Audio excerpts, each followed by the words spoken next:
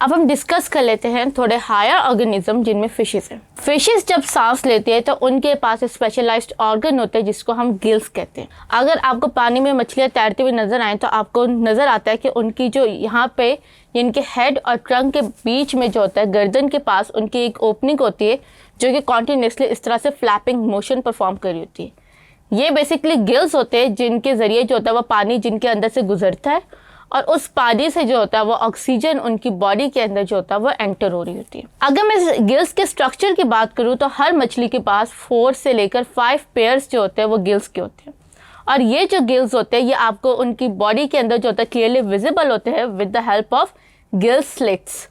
अब समटाइम्स जो आपकी बोनी फिशेज होते हैं उनके ऊपर जो गिल्स होते हैं वो एक फ्लैप से कवर होते हैं जिस फ्लैप को हम लोग अपर्कुलम कहते हैं। अब जैसे this is the bony fish और यहाँ पे ये जो अपर्कुलम है ये उसके फ्लैप को कवर करा। तो अब जो गिल्स के अंदर रिस्पिरेशन का प्रोसेस होता है वो काफ़ी ज़्यादा जो होता है वो काउंटर करंट मैकेनिज्म के ऊपर जो होता है वो फॉलो कर रहा होता है।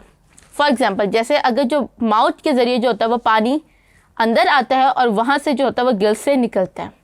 अब जो गिल्स होते हैं वो इस तरह से स्मॉल इस तरह थ्रेड लाइक स्ट्रक्चर्स जो होते हैं वो उनमें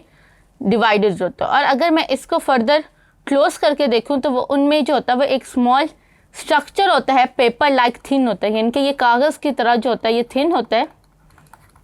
और इसको हम लोग लैमेला कहते हैं। ये लैमेला जो होता है इस लैमेला के अंदर जो होता है वो काफ़ी सारी जो होती है वो ब्लड कैपिलरीज होती हैं। अब क्या होता है कि पानी जो होता है वो इस डायरेक्शन में आता है और जो ब्लड होता है वो उसके ऑपोजिट डायरेक्शन में फ्लो कर रहा होता है। जब ये लोग जो होते हैं एक दूसरे के ऑपोजिट डायरेक्शन में फ्लो करते हैं तो इस इफेक्ट को हम लोग काउंटर करंट कहते हैं। अब इस काउंटर करंट की वजह से जो होता है वो आपकी ज़्यादा से ज़्यादा मैक्सिमम अमाउंट ऑफ ऑक्सीजन जो होती है वो ब्लड में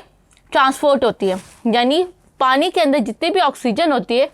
वो सारी ब्लड के अंदर ट्रांसपोर्ट हो जाती है because of this counter current mechanism. और इस तरह से जो होता है वो ब्लड के अंदर जो होता है वो ऑक्सीजन आ जाती है और कार्बन डाइऑक्साइड वो बिल्कुल इसी तरीके से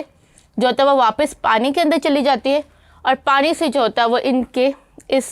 पर्कुलम ओपनिंग से जो है वो एनवायरनमेंट में वो जो पानी होता है जिसके अंदर कार्बन डाइऑक्साइड होती है वो रिलीज़ हो जाता है। इनका जो गिल्स का मैकेनिज़्म है ये इनको काउंटर करंट की वजह से मैक्सिमम अमाउंट ऑफ ऑक्सीजन जो होता है वो इन्वायरमेंट यानी कि पानी से लेने में हेल्प कर रहा होता है क्योंकि पानी की एक तो विस्कोसिटी बहुत ज़्यादा होती है और दूसरा पानी में ऑक्सीजन की जो कंसंट्रेशन होती है वो काफ़ी कम होती है। तो एक तो गिल्स और काउंटर करंट मैकेनिज्म जो होता है वो पॉसिबल बनाता है कि मछलियाँ पानी में सांस लेती रहें और पानी में जो है वो ज़िंदा रहें। तो इस तरह से हमारी जो फिशेज़ होती है वो with the help of the gills